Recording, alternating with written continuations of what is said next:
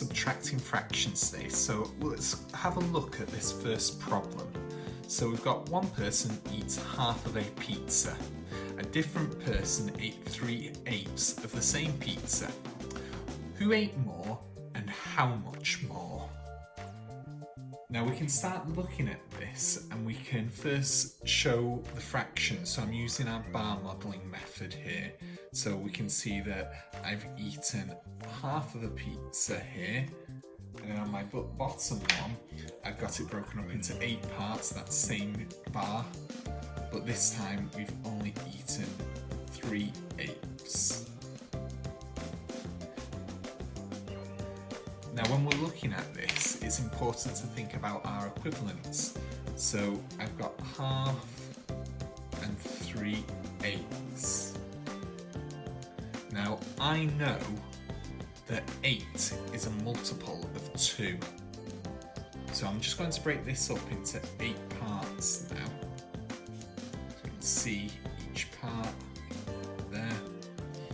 I know that a half now, so I've broken that into 8 parts, so it's got the denominator 8, is the same as 4/8. So 1/2 is the same as 4/8. Now I can compare those two now and know that 1/2 is greater than 3/8. So I can answer who ate more, or certainly the first person who ate a half ate more. Now to work out how much more they ate, I can use my equivalents that I've used here. Because if we were to do this originally, we'd be looking at doing maybe a half subtract 3/8. Now I'd struggle to do this off the top of my head because looking at this, both my denominators are different to each other. So I can use what I know from over here.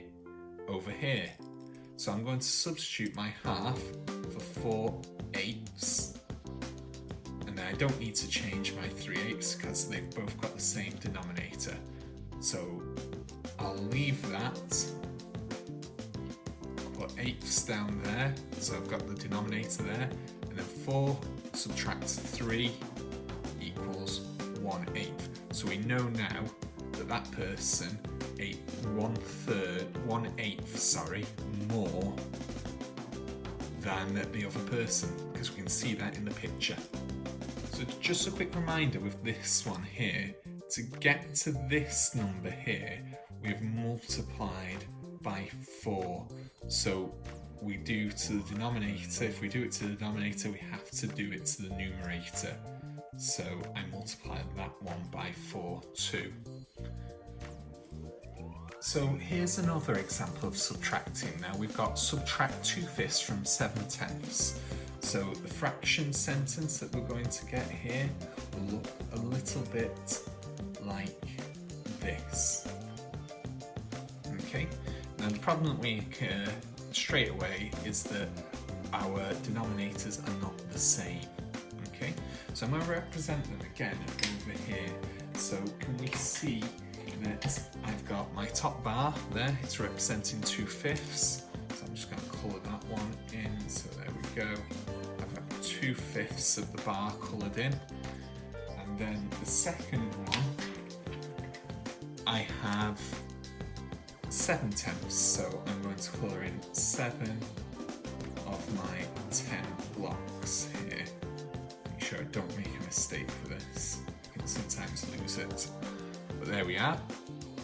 Now then, what I'll do again, I know that 10 is a multiple of 5. So I can split this up further. And I can say that 2/5 is the same as 4/10. And we can do this simply because I can see that when 5 is multiplied by 2, we get the 10. So if we do that to the denominator, we'll do it to the numerator too. Multiply that by 2. So we get 2 multiplied by 2 equals 4. So now I can put this into my fraction sentence over here. 7/10 take away 4/10.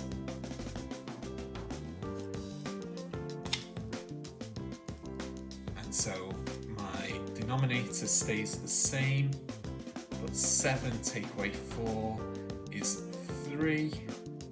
So I've got 3/10 at the end. So here's my final example on subtracting fractions. I've got 5/6 subtract 7/12. So I'm going to first show this up at the top. So I'm going to represent my 5/6 now. So I've got 6 blocks here in this bar.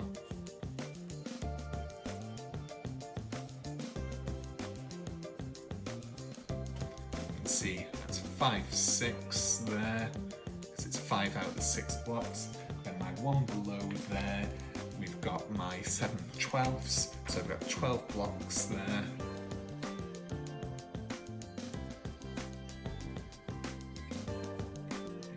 Again, I do this as accurately as I can. There we go, we've got my 7/12. And so again, I want to change my 5/6. I want to change this denominator. Now I know that 12 is a multiple of 6. So I'm certain I can change that to the denominator to 12. So I am multiplying that by 2. So with my bar there, I'm splitting it up. Remember, the amount of the bar hasn't been changed, it's just the amount of parts we can split it up into. I know then if I'm multiplying that the bottom by 2, I'm also multiplying the top by 2. So 5 multiplied by 2 is 10. We can also check that now, because we've got 1, 2, 3, 4, 5, 6, 7, 8, 9, 10 boxes now. So I can take this information that I know and bring it over here and go 10/12 subtract 7/12. And like with everything else here, our denominator doesn't change, but our numerators will change, because it's 10 subtract 7. That equals 3/12. But don't forget with this one here, this 3/12 can also be simplified. I know that both of these are divisible by 3.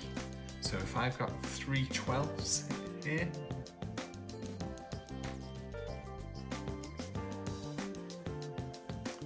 I can divide the top by 3 so that it equals 1. And then I can do the bottom part. How many 3's are there in 12? Well, I can check that with skip counting and go 3, 6, 9, 12. So I know that's 1, 2, 3, 4 times. So when I divide 12 by 3, I get 4. So it's actually a quarter, the answer there.